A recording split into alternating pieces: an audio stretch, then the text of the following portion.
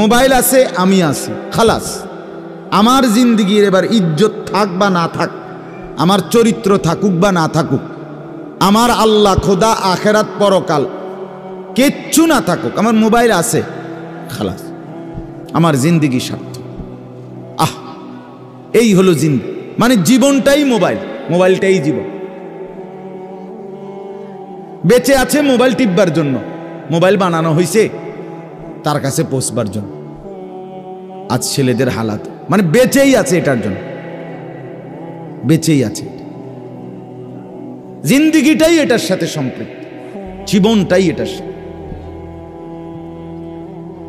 পৃথিবীতে কোনো যুগে, মনে রাখবেন এই পৃথিবীর ইতিহাস এটা, পৃথিবীতে কোনো যুগে একসাথে সম্মিলিতভাবে যুব সমাজ এত বেশি গাফেল, অকর্মণ্য, অপদার্থ কোনো যুগে হয় নাই একসাথে। এখন যেটা,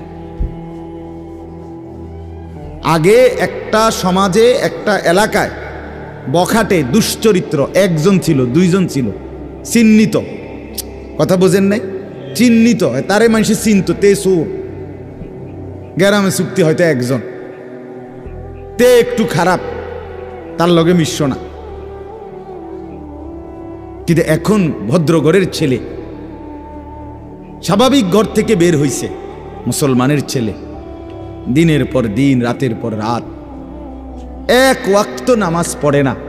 এতে মা বাবারও কোনো আফসুস নাই, এলাকাবাসীরও কোনো আফসুস নাই, পাড়া মহল্লার সর্দার মাতব্বর কারো কোনো আফসুস নাই, কারো মুখে এই নিয়ে কোনো আলোচনা নাই যে কি আমগো এলাকার যে ফোলাফান্ডি এগুলা যে কোনো নামাজই পড়ে না, আমগোর সামনে দুষ্টামি করে, হাঁটাহাঁটি করে, আমরা কি এটা বলতে পারি না? এই অনুভূতিটুকু পর্যন্ত লোপ পাইছে। এত দুর্ভাগ্য মুসলমানের ইতিহাসে আর কখনো হয় না। বেনামাজি আগেও ছিল, কথা বোঝেন নাই, বেনামাজি আগেও ছিল, এতটা গাফেল আগে ছিল, মা বাপ এত অসচেতন আগে ছিল, আগে ছিল।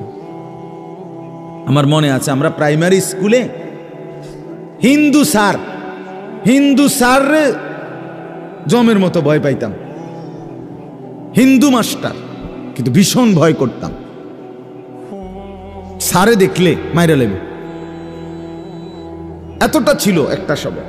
কত, আজ থেকে 500 বছর আগে, ঠিক না? আমার বয়স ধরেন 500 বছর, আমি আদি যুগের মানুষ, এরম নি তো। আমার বয়স 42 বছর রানিং, শুরু হয়েছে 41 শেষ হয়েছে, তাহলে 30 বছর আগের কথা। আমার পড়ালেখার প্রাইমারি ছোটবেলার জীবন 30 বছর আগের কথা না, 30 বছর আগে। তাহলে এই জন্য বললাম জিন্দিগিটা মোবাইলটার উপরে তুলে দিস, হাসি কান্না আনন্দ বেদনা, হাসলে কাশলে, পেশাব পায়খানা, টয়লেট বাথরুম, হোটেল রেস্তোরাঁ পার্ক, যেখানে যখন যাবে 24 ঘন্টার মেইন কাজ আগে একটা ছবি উঠানো, আগে ছবি উঠান, এরপরে বাকি কাজ। আমি সেদিন ওই ফেরিঘাট, ফেরির মধ্যে উঠছি, বুঝছেন, ফেরি পার হমু আর কি, আমার গাড়ি উঠছে, আমিও উঠছি, তো দেখলাম যে মোটরসাইকেল দিয়া এক ছেলে ফেরিতে, মোটরসাইকেলটা নিয়ে উঠছে ফেরিতে, ওইটা মাত্র এক পাশে এটারে ব্রেক করে থুইয়া মানে 1 মিনিট দেরি হয়েছে না, আগে এটার পাশে দাঁড়াইয়া একটা ছবি উঠাইছে, আগে উঠাইয়া চুলটুল ঠিক করে ছবিটা 2-3টা পোস্টে উঠাইয়া এরপরে হেঁটে চারিদিকে চাইছে যে আগে মানুষ আসেনি আরো না, আমিও শুধু ফেরি। মানে তার প্রথম দায়িত্ব কি উঠানো, ছবি উঠা। তাহলে কি পরিমাণ ছাগল মানুষের বাচ্চা পরিণত হইছে বুঝতেছেন? তুমি মোটরসাইকেলের লগে খাড়াইয়া ফেরির মধ্যে ছবি উঠাইয়া ফেসবুকে দিলা, তোমার এটা কোন ছাগলে দেখবো? এটার মধ্যে দেখার কি আছে? মোটরসাইকেল কি বাপ দাদা 14 গোষ্ঠী কেউ চালাইছে না? কথা বলেন না কেন? তো তুমি এটা কিতা দিয়ে আইলা, কি দেখনের কি আছে? এটা মোটর সাইকেলে কি আশ্চর্য, আর তুমি কি আশ্চর্য? কথা বলে এমন যদি হইতো যে আমি চাঁদের দেশে গিয়ে মাত্র মোটরসাইকেলটা থুইয়ে এখন চাঁদের দেশের থেকে একটা কি দিছি, মাশাআল্লাহ ভালো কথা তো বেড়া, চাঁদের দেশে মোটরসাইকেল চালায়, এটা একটা বিশেষ কিছু হইতে পারে। কিন্তু এনতে রোডেতে চালাইয়া গিয়া ফেরি তুটছে, এটার মধ্যে আশ্চর্যের কি আছে? মানে রুচির দুর্ভিক্ষ, রুচিহীনতা, মন মানসিকতা একদম নিচে নেমে গেছে, একদম অনুভূতি, বিবেক লোপ পেয়ে গেছে, লোপ পেয়ে, মা বোনদের বেহায়াপনা চূড়ান্ত সীমায় নেমে গেছে। মহিলারা পুরুষ সামনে দোনো পাশে ডানে বামে হাঁটতে উঠতে লড়তে দৌড়তে কোনো লজ্জাবোধ করে না। কি বেড়ার গাত লাগে না, বেড়িতের গাত লাগে না, অটোর গাত লাগে না, সিএনজির গাত, এত সময় নাই। বুড়ি বুড়ি ব্যস্ত, বাজার, মার্কেটিং, দোকান, কেনাকাটা। আফসুসের মানে এটাই বললাম আর কি, একসাথে সবাই, অধিকাংশ, বেশিরভাগ অধপতন একসাথে মুসলমানের সমাজে 1450 বছরে আর কখনো এতটা ছিল, অল্প অল্প ছিল, অল্প অল্প, একজন দুইজন বেপর্দা নারী, বেহায়া মহিলা, লজ্জা শরম কম, এরম বেডি ছিল একজন দুইজন, 2 গ্রামে 4 গ্রামে। কিন্তু মা বোনদের এখন বাজার আর মার্কেটিং দেখলে মনে হয় না আপনি জিগাইয়ের খবর লইতে বোঝে আপনি বাইক থাকেন কোন টাইমে, সপ্তাহে কোন দিন আপনি বাড়িতে থাকেন কখন, আপনি আপনি শনিবারও দেখবেন এবড়ি বাজারে, রবিবার, সোমবার, মঙ্গলবার, বুধবার, বৃহস্পতিবার, শুক্রবার, শীত, গরম, রোদ, বৃষ্টি, বান, তুফান, ঘূর্ণিঝড়, টর্নেডো, সাইক্লোন, সিডর, মহামারী, করোনা, আরো যদি কিছু থাকে, উনি মার্কেটে যাবে, বাজারে যাবেই। আফসুসের ব্যাপার, আফসুসের ব্যাপার, আফসুসের ব্যাপার। আমরা অতিরিক্ত আত্মবিস্মৃত জাতি হিসেবে পরিগণিত হচ্ছি। তো বলতেছি ইনশাআল্লাহ, আমি এই কথাগুলো বললাম, অর্থগুলো আমরা বেফিকির হয়ে গেছি। মুসলমানের সবচেয়ে বড় সম্পদ, এক মুমিনের সবচেয়ে বড় সম্পদ, আল্লাহ নবী সাল্লাল্লাহু আলাইহি সাল্লাম 23 বছরে সাহাবায়ে কেরামের জীবন এবং দিল অন্তরে আখিরাতকে বসায় দিয়েছেন। তারা যেন 24 ঘন্টা রাতে কিংবা দিনে, হাঁটতে কিংবা বসতে, ঘরে কিংবা বাহিরে, আখিরাতকে সামনে নিয়েই জীবনটা সাজাইছেন, জীবনটা সাজাইছেন। কোরআনুল কারীমের শুরুতে আছে সূরা বাকারার মধ্যে আল্লাহ তাআলা বলেন, অবিল আখিরাতি হুম ইউকিনুন, মুত্তাকি বান্দা কারা, কোরআন থেকে হেদায়েত পাবে কারা, কোরআন বুঝবে কারা, আল্লাহর পক্ষ থেকে হেদায়েত পাবে কারা। আল্লাহ বলেন এই গুণ যাদের, তাদের মধ্যে একটা হলো যারা আখিরাতের ব্যাপারে ইয়াকিন রাখে। ইয়াকিন শুধু বিশ্বাস না, বিশ্বাসটা একদম দিলের মধ্যে ইয়াকিন। আগুন জ্বালাইয়া ফেলে, এটা শুধু আমাদের ধারণা না, এটা আমাদের ইয়াকিন। ঠিক কিনা বলেন না? পানি ডুবাইয়া ফেলে, এটা আমরা শুধু ধারণা করছি না, বিষয়টা আমাদের এটার মধ্যে দিলের মধ্যে কি আছে? ইয়াকিন আছে। বরফের মধ্যে ঠান্ডা লাগে, এটা আমাদের ধারণা না, এটা আমাদের কি? ইয়াকিন। তার চাইতে বেশি ইয়াকিন আল্লাহ বলে যার অন্তরের মধ্যে আখিরাতের ব্যাপারে, সে মুত্তাকি, সে আমি আল্লাহর পক্ষ থেকে হেদায়েত প্রাপ্ত, সেই সফল, সেই জান্নাতি। ইয়াকিন পর্যায়ে থাকতে মানে 1 সেকেন্ড আমি যদি দুঃখে পড়তে পড়তে পড়তে জীবনের কোনো চাওয়া পাওয়া পূরণ নাও হয়, কিচ্ছু জীবনের আশা, কত সময় কত কিছু চাইছি, কিছুই পূর্ণ হইল না, খোদার কসম তবুও বিশ্বাস করতে হবে আল্লাহই সত্য, আখিরাতই সত্য।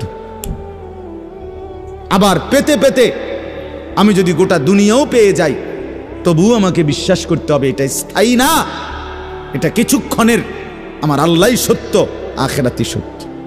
যার কারণে সাহাবায়ে কেরামের মধ্যে যারা প্রচণ্ড গরিব ছিলেন ওনারাও শতভাগ বন্দিগি করছেন, সাহাবায়ে কেরামের মধ্যে যারা ভীষণ ধনী ছিলেন তারাও শতভাগ বন্দিগি করছে।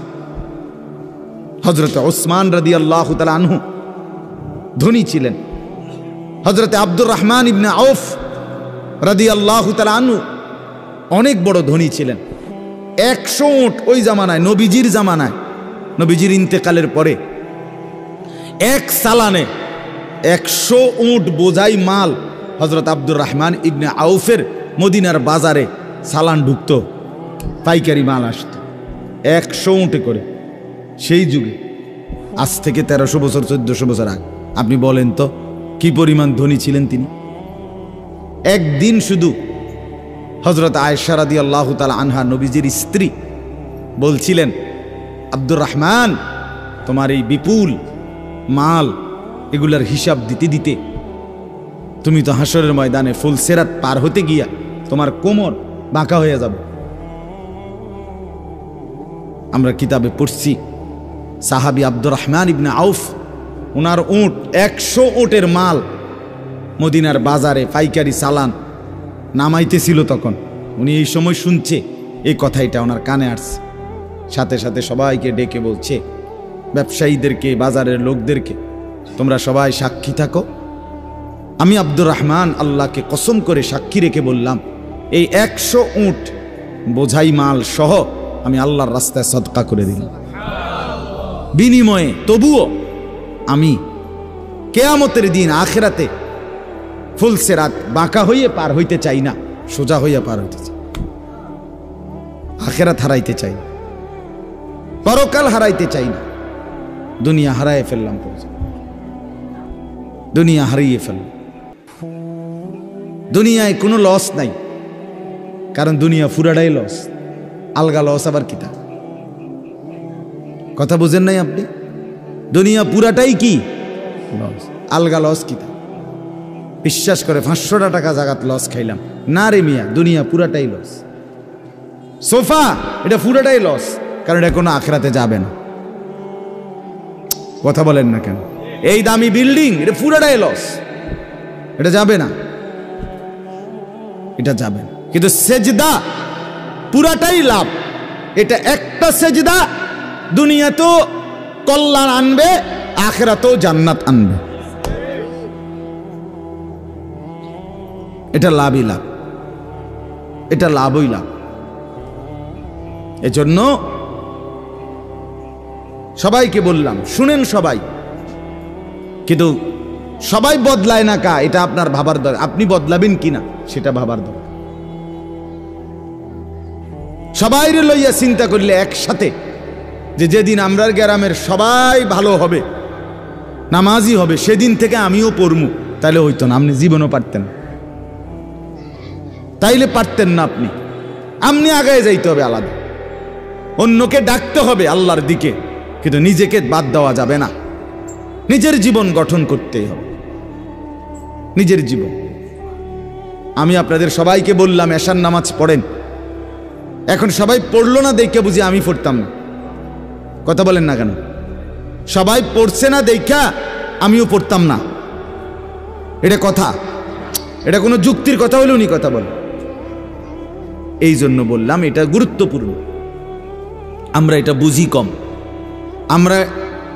আমরা শয়তানে বুঝাই দিছে, ইবলিসে, যে বলবি কি করমু, গ্রামের সবাই এটা কয়, 10-এর এটা মানুষের, এটা এই মানুষের উপরে বলে, সবাই বলছে, সবাই বললে কি হয়েছে? তাই বলে আপনি, সবাই বলছে পানির ঝাঁপ দিতে, এজন্য আপনি পানিতে ঝাঁপ দিবেন। সবাই বলছে আগুনে পড়তে, এজন্য আপনি আগুনে পুড়ে যাবেন। কোনো বাস যদি অ্যাক্সিডেন্ট হয়, 50 জন যাত্রীর মধ্যে যদি 49 জনও মারা যায়, আর একজন লোক যদি বুঝে সে বাঁচতে পারবে, বের হইতে পারবে, এই কারণে সে যে না 49 জন মরে গেছে, যেহেতু আমার আর বাচ্চা লাভ কি, আমিও মরে যাই, এটা নিয়ে কই বসে, সে কি একা হলেও বাঁচতে চাইবে না? তাহলে আপনি জাহান্নাম থেকে বাঁচতে চাইবেন না কেন? সেটা কি আগুন না? সেটা কি এর চাইতে বড় বিপদ না? তো এজন্য কোরআনুল কারীমে আল্লাহ তাআলা বলছেন, প্রথমে সবার কথা বলার আগে বাই সিরিয়াল নবীজিকে, ইমানদারদেরকে সবার কথা বলছে, কিন্তু সবার আগে বলছে কু আনফুসাকুম।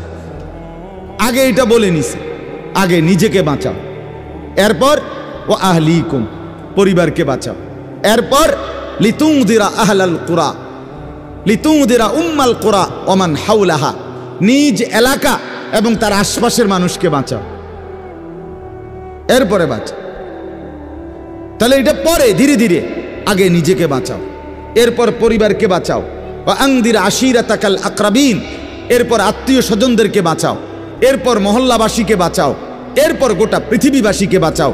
ধীরে ধীরে আগাও, ঠিক আছে, সেগুলোর মধ্যে কম বেশ হইতে পারে, কিন্তু নিজের ব্যাপারে এক বিন্দু ছাড় দিও না, নিজের ব্যাপারে কোনো কমতি করো না। এটা আল্লাহর চাহিদা। ইয়া আইয়ুহাল্লাযীনা আমানু আলাইকুম আনফুসাকুম, রব্বুল আলামিন বলেন, হে ঈমানদারগণ, আলাইকুম আনফুসাকুম, তোমরা প্রত্যেকেই তোমাদের নিজেদেরকে আঁকড়িয়ে ধরো। আলাইকুম আনফুসাকুম, নিজেকে মজবুত করে ধরো। লা ইয়াদুররুকুম মান দাল্লা ইযা ইহতাদাইতুম, আল্লাহ তাআলা বলেন যে যদি তুমি তোমাকে নিজেকে মজবুত করো, সাজিয়ে তোলো, গড়ে তোলো, আল্লাহ তাআলা বলেন এবার যদি গোটা পৃথিবী গুমরা হয়, খোদার কসম আল্লাহ বলেন তোমাকে আর কেউ পথভ্রষ্ট করতে পারবে না, পথভ্রষ্ট করতে পারবে। হযরত বাইজিদ বুস্তামি রাহমাতুল্লাহর জীবনীতে আমরা পড়ছি, উনি বলছেন আল্লাহ তাআলার মহব্বত আর মারেফাতের সাধনা করতে করতে আমার দিলের অবস্থা আলহামদুলিল্লাহ এক সময় এমন হয়েছে যে রাস্তার নারী আর রাস্তার দেওয়াল দুইটার মধ্যে আমার কাছে আলাদা কোনো পার্থক্য মনে হইতো না। আমাদের পাকিস্তানের বিশ্ববিখ্যাত দাঈ, দাওয়াত ও তাবলীগের মুরব্বী হযরত মাওলানা তারেক জামিল সাহেব দামাত বারাকাতুহুম বলেন, দীর্ঘ 25 বছর টানা পৃথিবীর কত দেশের আমি ঘুরছি, উনি সারা বিশ্ব ঘুরে প্রমাণ বয়ান করেন যে এই 25 বছরের ভিতরে আমি আল্লাহকে সাক্ষী রেখে বলতে পারি, একবারের জন্য আমার চোখ কোনো ভিন নারীর দিকে ইচ্ছা করে আমি তুলি না। হ্যাঁ, আমার শায়েখ আরিফ বিল্লাহ আল্লামা মুফতি মুশতাকুন নবী কাসেমি হজরতের কাছে আমি শুনছি, হজরত বলছেন যে আল্লাহ তাআলার দয়া যে রাস্তায় বের হলে মহিলা রাস্তায় হাঁটে, আমার কখনো এটা মনেই হয় না।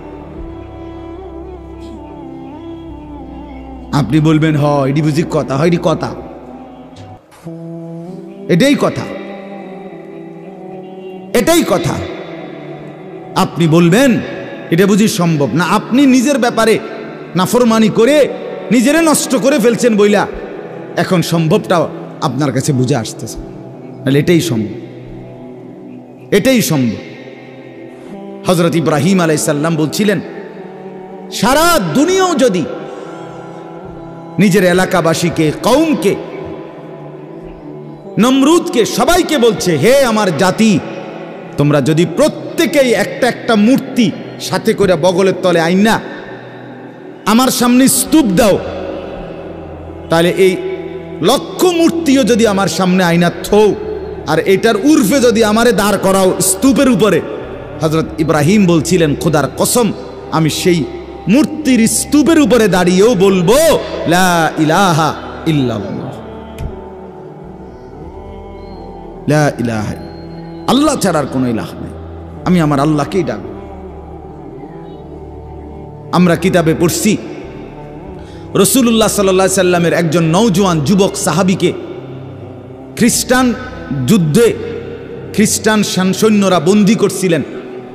খ্রিস্টান সেনাপতি এতটা সুন্দর ছিলেন, উনি নিজের মেয়েকে বিয়ে দেওয়ার জন্য খ্রিস্টান সেনাপতি ওই যুবক সাহাবীকে প্রস্তাব দিছিলেন, তুমি আমার ইসলাম ছেড়ে খ্রিস্টান ধর্ম গ্রহণ করো, আমার সুন্দরী রূপসী কন্যা তোমাকে বিয়ে দেব। তিনি বলছেন আল্লাহর কসম আমি তো গোটা পৃথিবী ত্যাগ করতে পারি কিন্তু ঈমান ছাড়তে পারি না। তখন বন্দী করে রাখছে নিজের রূপসী মেয়েকে 3 দিন আবদ্ধ ঘরে ওই সেনাপতি নিজের মেয়েকে বলছে, তুই তার সাথে একাকী থাক 3 দিন, যে কোনো মূল্যে তুই তাকে অপকর্ম করতে চেষ্টা কর। 3 দিন পরে সেই মেয়ে ওই আবদ্ধ ঘর থেকে বের হয়ে বলছিল, বাবা ইন্নাহু হাজারুন আম শাজারুন, আল্লাহর কসম বাবা, আমার মনে হয় যে এই লোকটা এটা হয় পাথর নয়তো কোনো গাছ। লা ইয়ালতাফিতু ইলাইয়া মাররাতান, সে তো আমার দিকে একবারের জন্য এক নজর ফিরেও তাকায়। মানুষের কোনো অনুভূতি তো নাই মনে হয় তার মনে। কেউ যখন নিজেকে গঠন করে, গোটা পৃথিবী নাচলেও তার আর অসুবিধা হয়। আলহামদুলিল্লাহ, আমরা যারা মাদ্রাসায় পড়ছি আমরা এটা দিল থেকে বলতে পারি, আমরা যারা মাদ্রাসায় পড়ছি ছোট্টবেলা থেকে, আজকের এই পৃথিবী পোশাকে, কাপড়ে, লেবাসে, ডিজাইনে, রঙে, ঢঙ্গে আরো যদি মনে করে ফ্যাশনেবল, আরো বলে আধুনিক হয়ে গেছে, আল্লাহর কসম আমরা এই সমস্ত আধুনিকতার সামনে দাঁড়িয়ে আমাদের এই পাঞ্জাবি, টুপি, দাড়িওয়ালা পোশাককেই সর্বশ্রেষ্ঠ সুন্দর মনে করি। আমরা মনে করি দাড়িবিহীন চেহারা সুন্দর নয়। আমরা মনে করি এই বখাটে চুল, সেলুনের চতুর্দিকের যে কাটিং, এগুলো কোনো চুলও না, চুলের জাতও না, এটি কোনো মানুষের বাচ্চার চুল না, কোনো মানুষের সাওয়ার চুল না, এগুলো কোনো সুস্থ স্বাভাবিক মাতাল হয় নাই, পাগল হয় নাই, স্বাভাবিক কোনো মানুষের চুল এত বিকৃত কালারের হইতে পারে না, ডিজাইনের হইতে পারে না। আর সে তো মুসলমান, মুসলমানের চুল এমন হবে কেন? ইহুদিরটা হইতে পারে, সেটা তাদের ব্যাপার, খ্রিস্টান হতে পারে তার ব্যাপার, হিন্দুর হইতে পারে সেটা তার ব্যাপার, কিন্তু আমার মুসলমান, আমার যুবকের চুল এমন হবে কেন? মূল কথা হইল আত্মমর্যাদাহীন, বেগায়রত, আত্মসম্মান বোধ নাই, নিজের পরিচিতি নিজের কাছে নাই, নিজেই নিজেকে চেনে না। সে কার সন্তান, মা কে, বাবা কে, ধর্ম কি, তার আল্লাহ কে, তারে বানিয়েছেন কে, তাকে কাকে মানা উচিত, কাকে অনুসরণ করা উচিত। আজকে টেলিভিশনের অব্যাহত প্রচারণা, দুশ্মনের অব্যাহত টানা লাগাতার প্রচারণা আমাদের নারী পুরুষকে বেসামাল বানায়।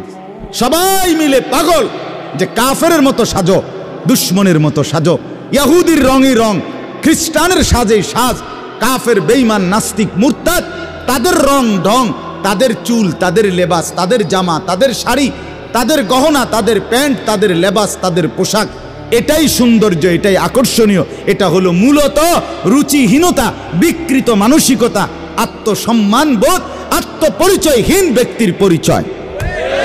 যে নিজেকে চিনে না, যে জানে না আমি চিনি আলহামদুলিল্লাহ, আমার আল্লাহ আছে, আমার একজন রসুল আছে, আমার একটা কিতাব আছে, আমার একটা ধর্ম আছে, আমি কেন অন্যের পোশাক পরব, আমি কেন অন্যের রঙে সাজবো? আমি কি ফকির? কথা বলেন না কেন? আমি ফকির নাকি বেটা? আমি তোরটার মতো মানবো কেন? আমার আল্লাহ আছে না, আমার রসুল আছে না, আমার লক্ষ চাইতে বেশি সাহাবি আছে না, আমার আউলিয়ায়ে কেরাম আছে না, ওলামায়ে কেরাম আছে না। তাইলে এজন্য দয়া করে প্রত্যেকেই ফিকির করে, আত্ম উপলব্ধি বড় নিয়ামত, বড় নিয়ামত। নিজেকে চিনা, নিজের বুঝ বুঝা, দুনিয়ার ব্যাপারে বুঝেন, আরো দেখেন, আরো ভাবেন, একজন একজন করে ভাবেন। দুনিয়া আরো যদি সাজান, খোদার কসম ক্ষণিকের ক্ষণিকের ক্ষণিকের অল্প সময়ের দুনিয়া চমৎকার সাজাইয়াও তৃপ্ত হইতে পারবেন না, তৃপ্ত হইতে পারবেন।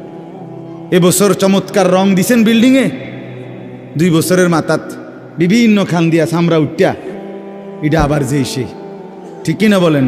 তা আবার রং দাও।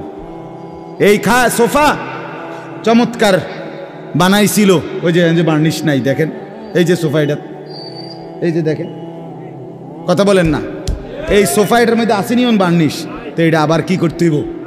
তো লাভ হইল কই? দুনিয়া তো ধোকা, দুনিয়া ধোকা। এই সৌন্দর্যময় চেহারা নারী 30 বছরের ব্যবধানে উনি বুড়ি। আর কেউ ফিররা এদিকে ফিরা সেফও হালায় না। আজ যেই যুবতী, যেই বেহায়া নারী, বেপর্দা মহিলা বাজারে বাজারে ঘুরতো, যৌবন, আরে সেটা তার সম্পদ না, তারটা হইলে তো নিজের হইলে তো সে কখনোই বুড়া হইতো না। আল্লাহ তাআলা বলছে আমি যখন যৌবন শেষ করে দিলাম তো এখন আর কোন পুরুষ তার দিকে ফিররা থুতুও বালায় না।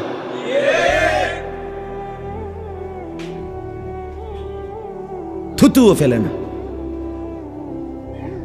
হায়াতের প্রত্যেক মুহূর্ত আল্লাহর দান। দুনিয়া অল্প ক্ষণিকের, দুনিয়ার প্রত্যেকটা অবস্থা পরিবর্তনশীল। এই যে বৃষ্টি হচ্ছিল এখন নাই, আবার একটু পরে হইতে পারে।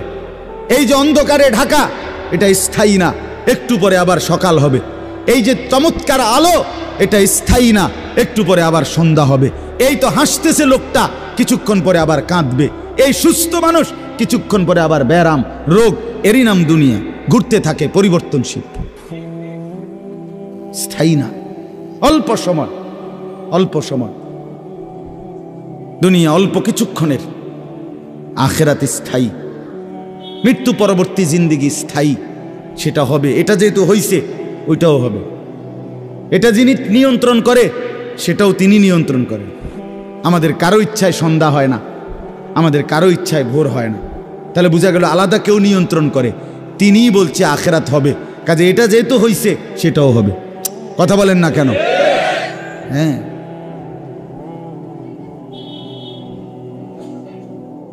বলে বাসর রাত যত আকর্ষণীয় রাতই হোক, ভোর হয়ে যায়। জেলখানার রাত, ফাঁসির রাত যত মুসিবতেরই হোক, ভোর হয়ে যায়। দুনিয়া এক অবস্থায় থাকে না, এক হালাতে থাকে না বাপ। এজন্য ছেলেদেরকেও বলি, বাপ জিন্দেগি সুন্দর করো। তোমার এই হাসি থাকবে না, তোমার এই সুস্থ সুন্দর সুঠাম দেহ থাকবে না। আমি কালকেও আমার শায়েখ আরিফ বিল্লাহ হাকিমুন নাফস আল্লামা মুফতি মুশতাকুন নবী কাসিম হুজুর গতকালকে পাবনা গেছেন।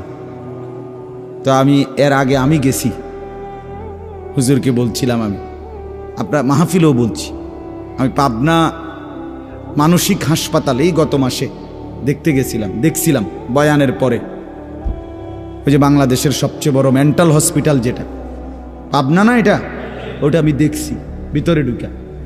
আসর থেকে মাগরিব লম্বা টাইম ওয়ার্ডে ঘুরে ঘুরে আমারে দেখাইছে।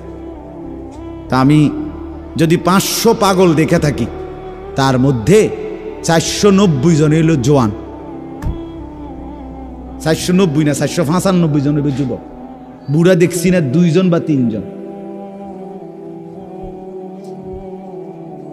বুঝছেন? সব যুবক।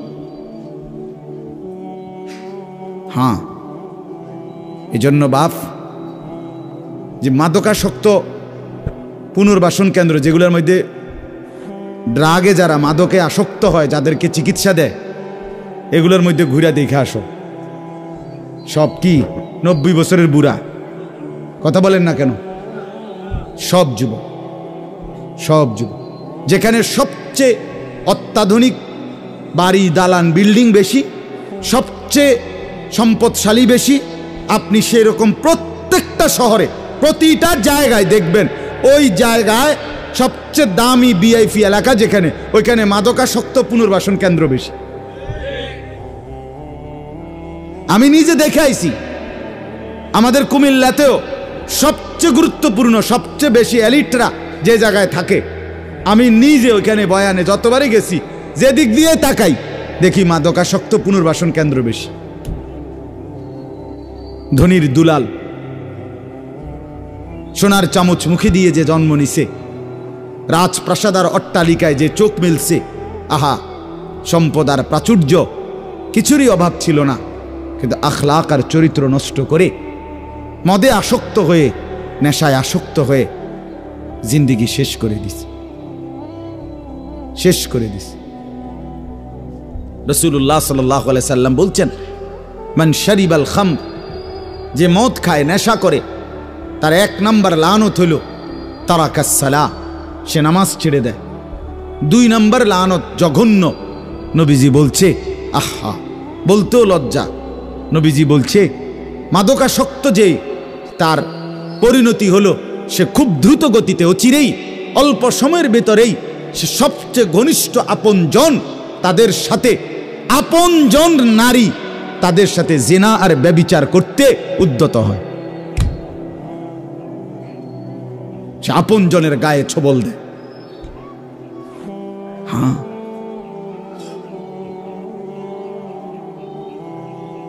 এজন্য জিন্দেগি গঠন করা, দুনিয়া নিয়া খুব বেশি মাতামাতি চলতেছে, খুব বেশি। দুনিয়া সাজাইতেছে সবাই, সুন্দর গাড়ি, সুন্দর বাড়ি, সুন্দর পার্ক, সুন্দর হোটেল, সুন্দর রেস্তোরাঁ, সবার চেষ্টা দুনিয়া লোভনীয় করা। একটা বোরখা গায়ে দিবে নারী, এইটার উপরে সে ডিজাইন করতে করতে এটারে আর বোরকার মেন যেই অস্তিত্ব এটার নাই। এটার মধ্যে এই পরিমাণ রং লাগাইছে, এবারে এটার মধ্যে বোরকা কোনটা এটার খুঁজে পাওয়া যায় না। অসভ্যতা। মানে একটাই মাকসাদ, নিজের দেহ দেখাও, আবার কাপড়ের রংও দেখাও। তাহলে হায় বোন, তোমার পর্দা কোনটারে বলে? তাইলে পর্দা কোনটাই বলে? যদি বেড়াই ঘাস খায় তো সেই বেড়া দিয়ে লাভ কি? যদি বোরকাই রঙ্গিলা হয়, বোরকার মধ্যে যদি ফুল টুল লাল নীল রঙ্গিলা হয়, তো সেটাও তো পুরুষ লোভের দৃষ্টিতে দেখবে। তো ঢাকবে কি? কে কারে ঢাকে তাইলে বলে? এজন্য দয়া করে প্রত্যেকেই, ছেলেদেরকেও বললাম, বাবাদেরকেও বললাম, মা বোনকেও বললাম, প্রত্যেকেই দুনিয়ার মোহ কমান। দুনিয়া অল্প কিছুক্ষণ। দুনিয়া কতক্ষণ বলেন না? আখিরাতে স্থায়ী। আখিরাতে স্থায়ী। দুইটা মিলান একসাথ করে। দুনিয়া বাদ দিতে বলি না, দুনিয়া বাদ দিয়েন না। বাজার আমরাও করি, দুনিয়া বাদ দিতে বলি নাই, আখিরাত বাদ দিতে নিষেধ করছি। দুনিয়া বা অনেক মানুষের কইলে কয়, হ্যাঁ তাহলে কি এ হুজুর্গ কথা দইরা বাজার সদাইর আয় রোজগার ইনকাম সব থুইয়া আল্লাহ বিল্লাহ করতে বললো নাকি? আমনের এটা আমরা কইছিনি কোনোদিন। তাহলে আপনি ফাজিলি কথা বললেন কেন বলেন? আখিরাত মানে কি? জঙ্গলে চলে যাওয়া। আখিরাত মানে কি? সুন্দরবনে চলে যাওয়া। আখিরাত মানে কি? পাহাড়ের উপরে উঠে যাওয়া। তো তাইলে আপনারা বাদ দিতে বলছে কে? স্ত্রী, পুত্র, পরিজন, ছেলে মেয়ে, বাজার, ব্যবসা সবই আছে, কিন্তু সাথে আল্লাহকে রাখেন, আখিরাতকে রাখেন, পরকালকে রাখেন, বাজারও করেন, নামাজও পড়েন। কথা বলেন না? হাসি আনন্দ মজাকও করেন, আল্লাহকে সেজদাও করেন। স্বামী স্ত্রী সংসার করেন, আল্লাহকে সেজদাও করেন। রাসূলুল্লাহ সাল্লাল্লাহু আলাইহি সাল্লাম তার একসাথে 9 জন স্ত্রী ছিল, 9 জন বিবি ছিলেন আল্লাহ পাকের অনুমতিতে একসাথে। তো তিনি প্রতি রাত্রে পৃথক পৃথক সিরিয়াল করা রুটিন মাফিক স্ত্রীদের কাছে রাত থাকতেন। কিছুটা সময় স্ত্রীকে সময় দিতেন, বাকিটা সময় তাহাজ্জুদের নামাজে আল্লাহ তাআলার জন্য সারা রাত দাঁড়িয়ে থাকতেন, দাঁড়িয়ে থাকতেন। নবী সাল্লাল্লাহু আলাইহি সাল্লাম কি আহার করে নাই? নবী সাল্লাল্লাহু আলাইহি ওয়াসাল্লাম কি সংসার করে নাই? নবী সাল্লাল্লাহু আলাইহি সাল্লামের কি সন্তান ছিল না? কথা বলেন না কেন? নবী সাল্লাল্লাহু আলাইহি ওয়াসাল্লামের খায়বারের মধ্যে নবীজির নিজের খেজুরের বাগান ছিল। রাসূলুল্লাহ সাল্লাল্লাহু আলাইহি ওয়াসাল্লামের শস্য আপনার খেজুরের বাগান ছিল। তাইলে আল্লাহর নবী সাল্লাল্লাহু আলাইহি ওয়াসাল্লাম দুনিয়া বাদ দেন নাই। সাহাবায়ে কেরামের অসংখ্য সাহাবী তারা বাজার করতেন, ব্যবসা করতেন, তরি তরকারির চাষাবাদ করতেন, খেজুরের বাগান করতেন, আঙ্গুরের বাগান করতেন, তারপরে আখিরাতের বন্দিগিও করতেন। তাকে বাদ দিতে বলছে কেউ আপনাকে? আমরা বললেই উল্টা কথা কয়, উল্টা মাইতো না চাই। হুজুররা এত কথা ধরলে আর চলন যাইতো না। আর না, আপনি একটা চলিন হইয়া গেছেন, আর আমরা হইতে রয়েছি সবাই। আমনে গেল ভাত খান, আমরা 3 বেলা চিরা খাই ভিজাইয়া।